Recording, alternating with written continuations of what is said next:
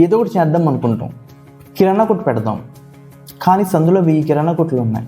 మన కిరాణా కొట్లు అవుతుందా లేదా ఒక పెద్ద డౌట్. సరే పాల వ్యాపారం చేద్దాం. అందరూ పాల ప్యాకెట్లే తీసుకుంటున్నారు, ఇంటింటికి వచ్చి 3 మంది పాలేసేస్తున్నారు. మళ్ళీ మనకు కొత్త కస్టమర్లు ఎక్కడి నుంచి వస్తారు, ఇదొక పెద్ద డౌట్. కూరగాయల కొట్టు పెడదామా, ఎక్కడ చూస్తే అక్కడే కూరగాయల కొట్లు, ఇంటికి కూడా చెమ్మేస్తారు కూరగాయలు. ఇంకా అది అవుతుందా లేదా ప్రతీదీ డౌటే. ఎందుకంటే సందుకి 1000 టీ కొట్లు ఉంటున్నాయి, 1000 కిరాణా కొట్లు ఉంటున్నాయి, 1000 కూరగాయల కొట్లు ఉంటున్నాయి, మామిడికాయ బండ్లు ఉన్నాయి, ఫ్రూట్ స్టాల్లు ఉంటున్నాయి, అన్నీ ఉంటున్నాయి. ఇంకా ఏ వ్యాపారం పెడతాం? గుర్తుపెట్టుకొని వాళ్ళు ఆలోచించేవనుకో దేంట్లో కూడా మనకు సక్సెస్ రాదు. ఎందుకంటే అన్నీ కూడా చాలా ఉన్నాయి లోకంలో. కానీ నువ్వు చేసే పని ఏదైనా సరే ప్రార్థనతో మొదలుపెట్టి ప్రార్థనతో చేస్తూ ప్రార్థనతో ఎండ చేసామనుకో, 1000 కిరాణా కొట్లు ఉన్నా సరే నీ కిరాణా కొట్టులో ఎక్కువ కలెక్షన్ అవుతుంది.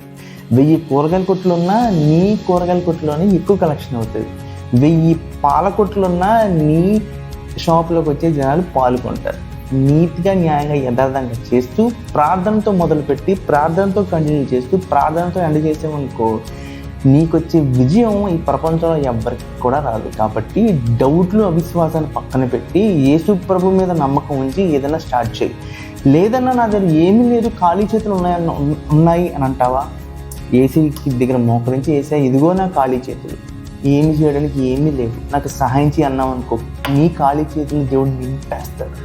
నీ ఖాళీ చేతులు నింపేసి నీతో ఏదో ఒకటి చేయించేస్తాడు దేవుడు. గుర్తుపెట్టుకో, యేసుప్రభు మాటల దేవుడు కాదు, చేతల దేవుడు. ఈ లోకంలో అందరూ మాటల దేవుళ్ళే. దేవుడు యేసుప్రభు ఒక్కడే సహాయం చేసే దేవుడు, సహాయం చేసినని నిరూపించుకున్న దేవుడు.